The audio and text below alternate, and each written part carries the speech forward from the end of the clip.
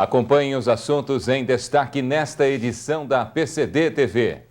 Trabalho reconhecido em vários estados. As situações mais comuns e os procedimentos em acidentes bucomaxilofaciais. Quase um século unindo a classe odontológica. Está no ar mais uma APCD TV. Boa noite. A Escola de Aperfeiçoamento Profissional de Presidente Prudente, no interior de São Paulo, tem um trabalho de pesquisa e prestação de serviço que rompe fronteiras. Um leque de influências que atinge 4 estados brasileiros. No Oeste Paulista está Presidente Prudente, a quase 600 quilômetros da capital. É o ponto convergente no mapa geopolítico da região. Liga o estado de São Paulo a Mato Grosso, a Minas Gerais, ao Paraná.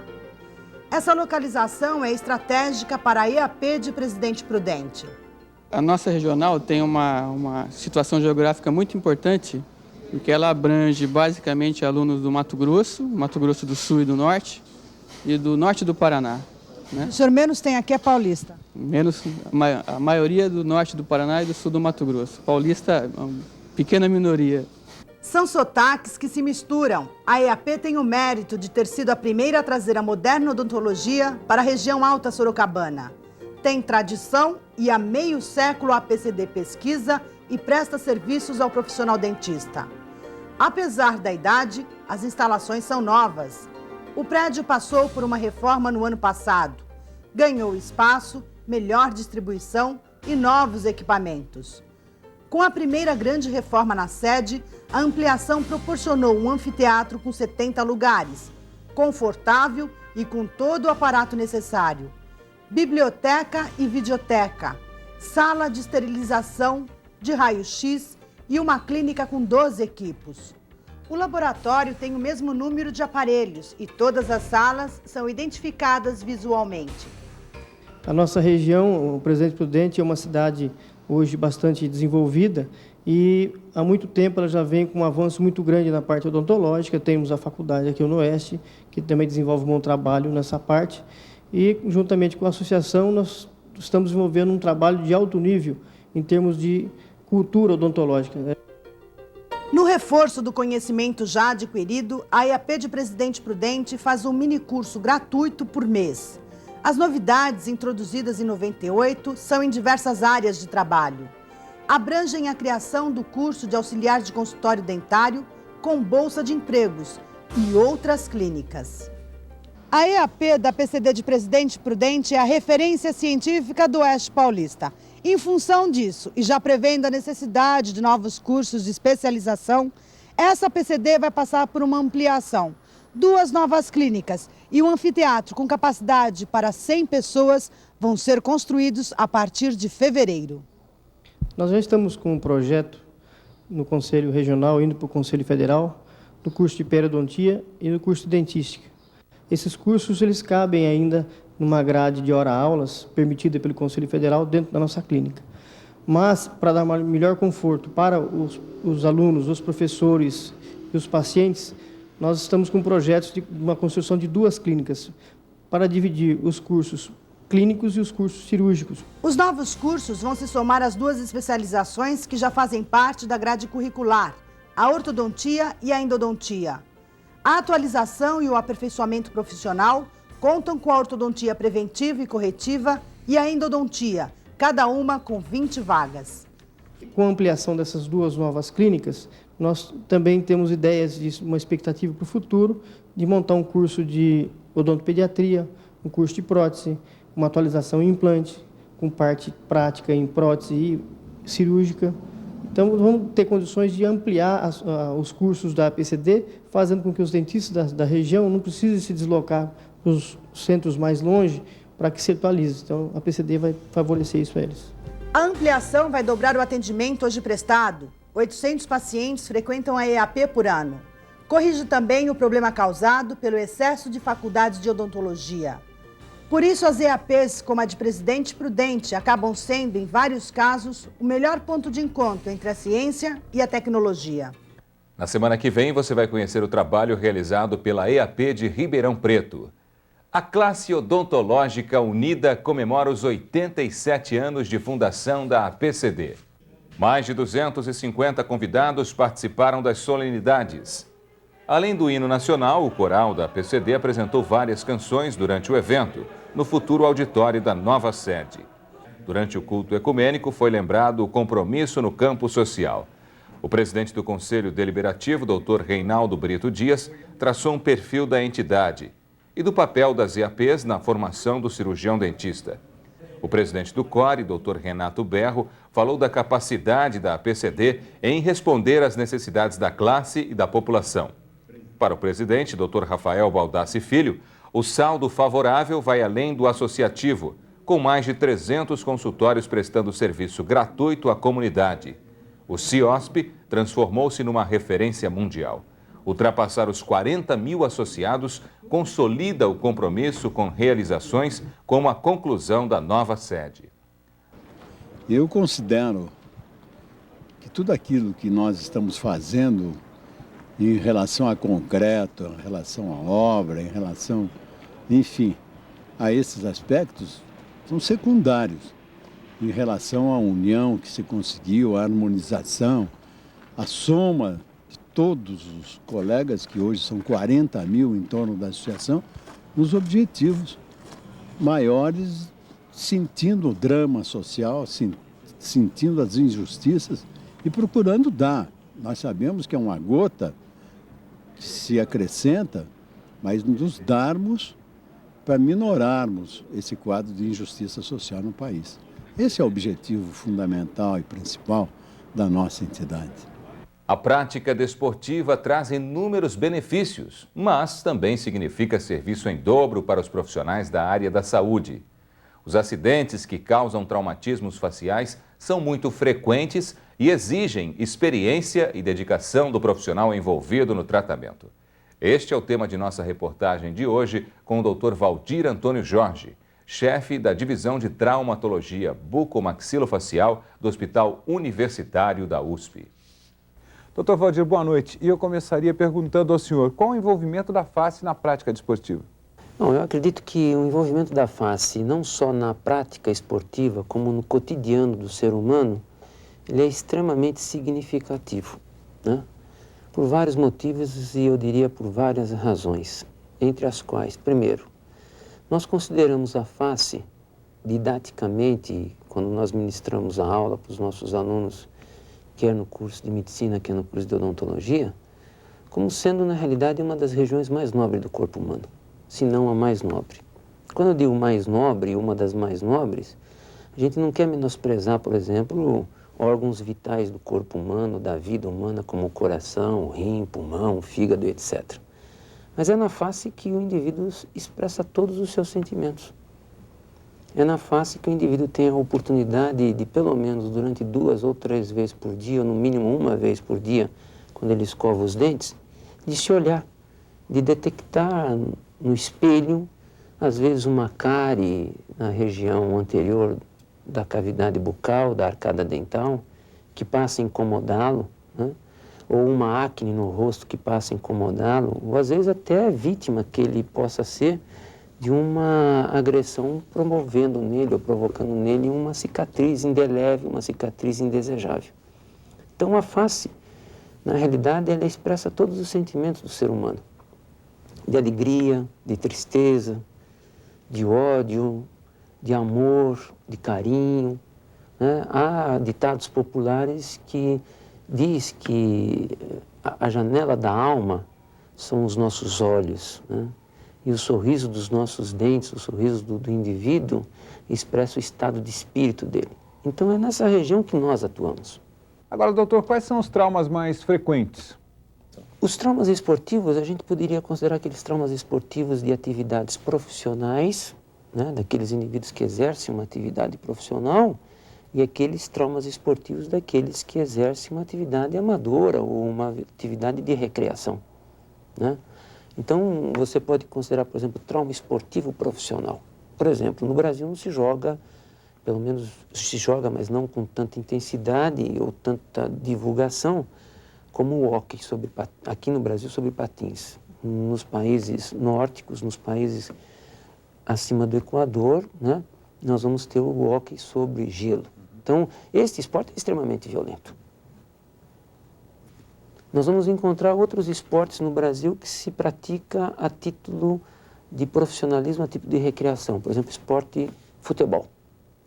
O futebol, hoje em dia, todos os lugares se pratica futebol, pelo menos no Brasil.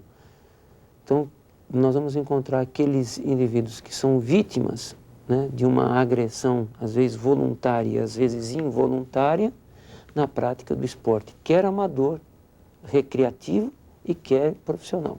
Basquete é muito comum também. Por quê? Porque esses esportes em que há a possibilidade do indivíduo ter, na disputa, na competição, o corpo a corpo de um objeto, no caso, uma bola de basquete, uma bola de futebol, existe a possibilidade de, involuntariamente, as pessoas se agredirem.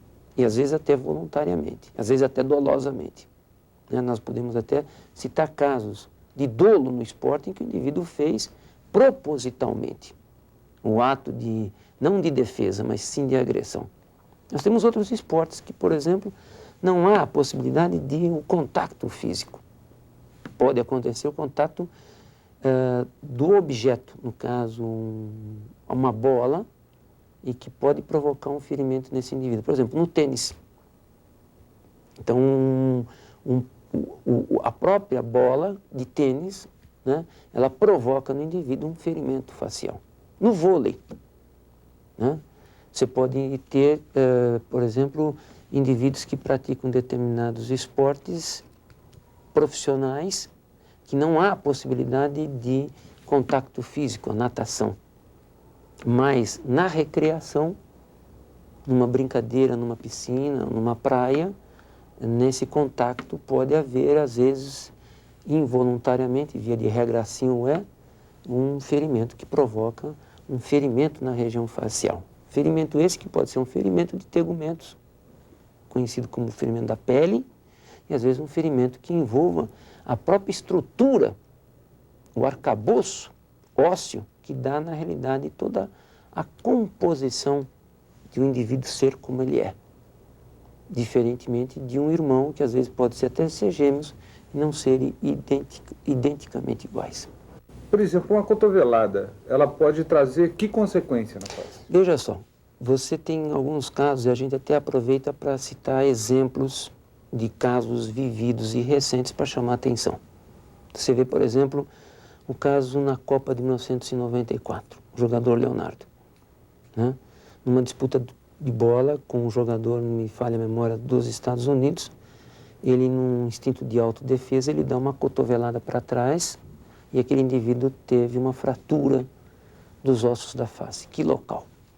Nós vamos citá-los. Tem o caso recente agora do jogador Viola, numa disputa de bola, numa cabeçada, ou mesmo não me lembro o exato momento se foi uma cotovelada, ele também teve um mal-estar súbito dentro do campo de futebol e teve que posteriormente ser submetido a uma cirurgia, né?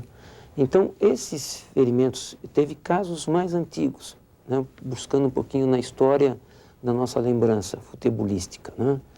O jogador Mirandinha, que era, me falha a memória, do Palmeiras, exato. Numa disputa de bola, que acho que inclusive nem foi uma disputa, ele estava no chão, um jogador do Grêmio, não vem ao caso aqui o nome desse jogador, né, ele deu um chute nesse companheiro de profissão. E ele também teve ferimentos que teve comprometimento da estrutura óssea facial. Às vezes, tem indivíduos que estão em casa, na recreação, e provoca, por exemplo, fraturas do esqueleto ósseo facial. Exemplo, Chico Anísio. Então, são vários exemplos que a gente vai buscando para tentar fazer com que o pessoal se localize. Cada caso foi um caso e cada situação é uma situação com diagnósticos diferentes. O caso, por exemplo, do Leonardo. Ele provocou uma cotovelada nesse indivíduo, como consequência uma fratura dos ossos da face. Que região? Do complexo malar zigomático. Esse complexo malar zigomático que tem uma importância substancial, que dá inclusive o contorno, né, daquilo que popularmente se chama da maçã do rosto. que compromete estruturas importantes da região facial, envolvendo inclusive o globo ocular. Né? O caso, por exemplo, do Viola é um caso semelhante, foi uma cotovelada também. O caso, por exemplo, do Chico Anísio já é diferente. Ele teve uma fratura da região condília do osso mandibular. Né? O caso desse jogador Mirandinha, que foi citado anteriormente, teve fratura também do complexo malar zigomático. Esse complexo que é extremamente importante, porque pode se promover nesse tipo de fratura, nesses indivíduos, uma sequela, se não diagnosticada, se não tratada corretamente, uma sequela, inclusive, de visão, provocando nesse paciente uma diplopia, que é uma visão dupla. Então, por isso que esses casos que nós acabamos de citar foram todos casos com indicação de um tempo cirúrgico. Não foi um tratamento incruento, não foi um tratamento conservador. Foi um tratamento que teve necessidade de, a céu aberto, chegar neste local, da onde ocorreu essas fraturas, fazer a manobra básica, ortopédica, traumatológica da redução, da contenção e da imobilização desses fragmentos. E os procedimentos, doutor? Eles devem ser imediatos? Para quem está na área, é fácil, porque na realidade é a especialidade dele. Eu sempre costumo brincar com as pessoas. O dentista, via de regra, quando conversa com as outras pessoas, ele está observando, inclusive, a ausência de dente na boca. Ele até consegue, na visualização, verificar que tipo de restauração foi realizada na boca daquele paciente. Então, para quem está afeito à especialidade, por exemplo, nós temos o costume de ficar olhando para uma pessoa quando nos cumprimentamos ou quando nós somos apresentados e você, numa visão rápida, você detecta, né, possíveis deformidades nele ou possíveis alterações nele ou de possíveis até deformidade de origem genética ou não. Quando uma pessoa não está afeita à especialidade, pedir para que ela diagnostique é mais difícil. Então, quando você tem uma possibilidade de um trauma facial ocorrer numa prática esportiva, não considerando a presença de um profissional médico, um profissional cirurgião dentista, sendo especialista na área, o diagnóstico é mais difícil. Agora, na prática do esporte profissional, via de regra, sempre tem a presença de um profissional médico, da equipe ou das equipes. E quando tem uma aglomeração maior num estádio, num ginásio, via de regra, todas as prefeituras também têm um serviço para dar assistência a quem está presente. Então, o diagnóstico é mais fácil. Agora, como se diagnostica estas lesões na região facial? Via de regra, pelo quadro de sinais que você visualiza no paciente. Que o profissional tem que ter a condição de ir olhando, sem às vezes o paciente te relatar, que são os sintomas que ele nos relata, mas com sinais clínicos e com a sua experiência você detecta, você diagnostica alguma alteração. Via de regra, pela origem ou agente etiológico que desencadeou. Então, isso é extremamente importante. Então, nesse aspecto, tem um outro valor e uma outra importância que tem que ser dada, porque, via de regra, como nós trabalhamos numa região extremamente nobre, afeita a muitas especialidades médicas e odontológicas, o profissional tem que ter a mínima condição de suspeitar que este indivíduo não tem um trauma crânioencefálico, porque aí a coisa é mais grave. E ela, inclusive, é prioritária na instituição da hierarquia do tratamento. Né? Então, uma das primeiras coisas que o indivíduo tem que descartar é se esse paciente, esse profissional ou este atleta não é vítima de um agente traumático violento que, além de afetar a região facial, afete também a região craniana, encefálica. Porque aí a coisa é mais perigosa e não se trata aí só de diagnóstico da lesão ou da fratura. Eu entendo que quando você tem um trauma facial, você tem sempre que tomar o cuidado, né, nos casos, mesmo que sejam na prática esportiva, de que não haja um envolvimento crânioencefálico. Né? Porque quando houver um envolvimento crânioencefálico, é óbvio que dependente e dependendo do agente agressor, né, o indivíduo corre risco de vida. Então, a prioridade numa hora dessa, nesse momento, é manter a vida do paciente. Quais os tratamentos mais frequentes ou que tipo de tratamentos devem ser aplicados? Veja só. Se a gente tivesse a falsa pretensão, e nós não podemos ter essa falsa pretensão, de vir aqui e querer ensinar traumatologia numa entrevista de 20, 25 minutos, até de 2 horas, né, seria muita pretensão e uma ilusão que a gente estaria vendendo. Porque o tratamento, na realidade, é todo ele fundamentado na vivência que você leva ao longo do tempo que você vive na especialidade.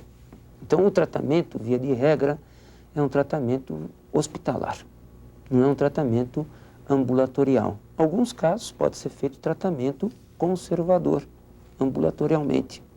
Mas o tratamento, via de regra, é hospitalar e cirúrgico.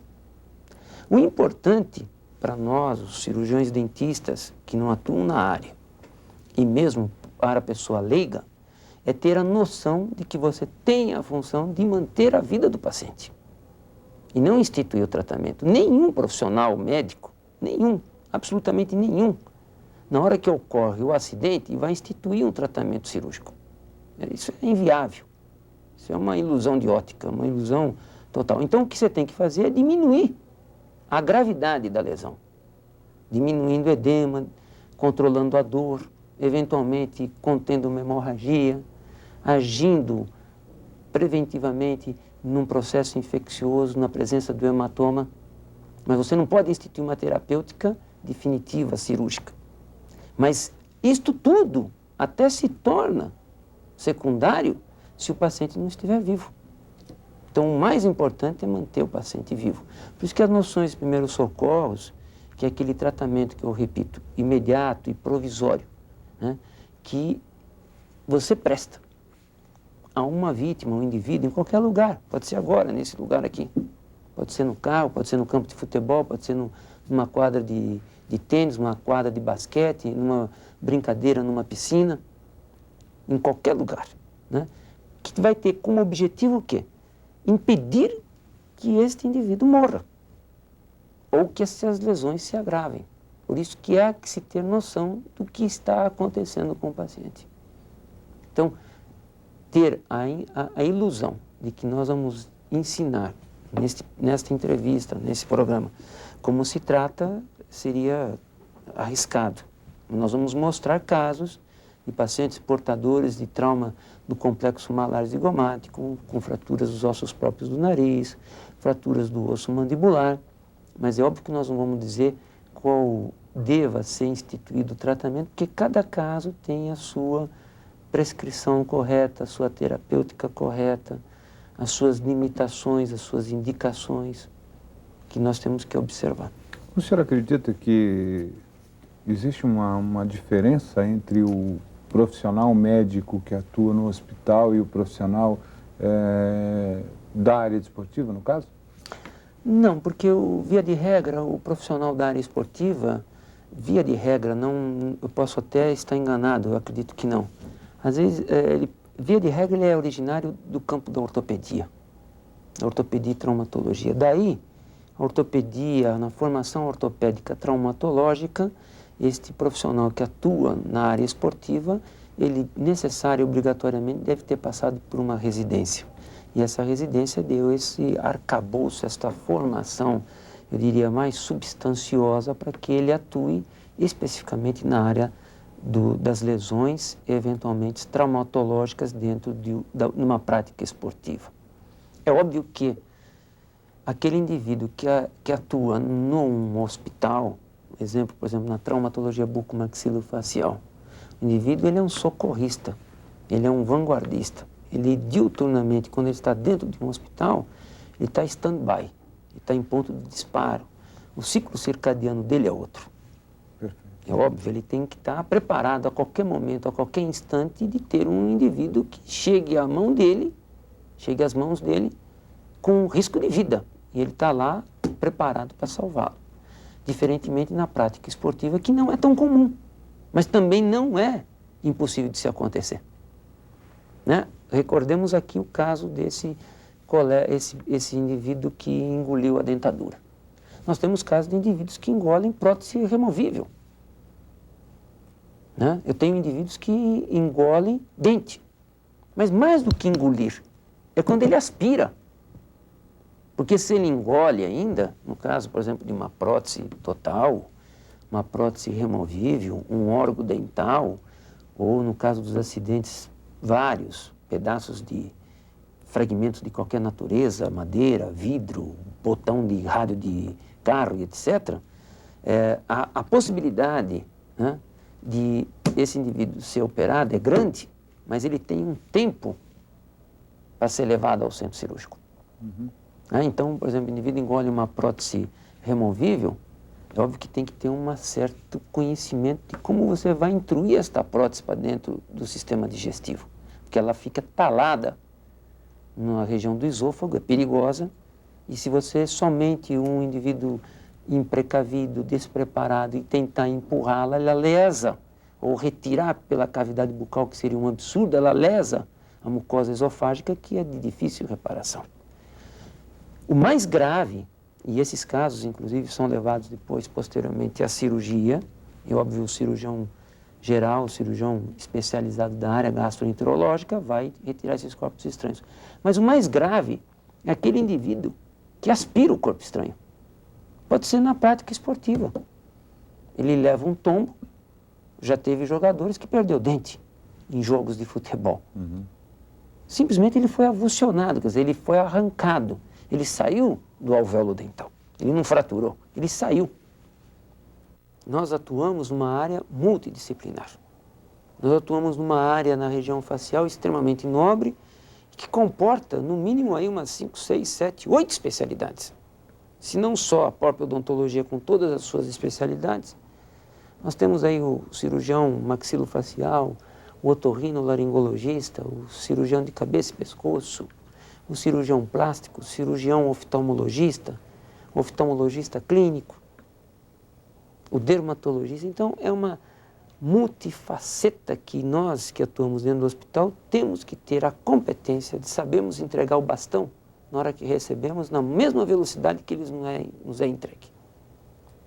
É uma velocidade, é uma corrida, que eu digo, de médio e longo percurso de bastão, em que eu tenho que estar perfeitamente sintonizado com quem vai me entregar o bastão e para quem eu vou entregar esse bastão. E tenho que ter perfeita sintonia de tudo que acontece nesta região para que eu saiba exatamente priorizar, hierarquizar se o meu procedimento é, na realidade, o primeiro, o segundo ou o terceiro ou não. Mas sempre tendo em vista o que é o mais importante, que é manter o paciente vivo. Semana que vem, nossa reportagem principal vai mostrar o trabalho desenvolvido no projeto Cananeia, que envolve alunos da Faculdade de Odontologia da USP. Então você já sabe, semana que vem nós temos um encontro marcado aqui na PCD TV. Terça-feira que vem, 9h30 da noite, pela Rede Vida de Televisão. Boa noite para você e até lá.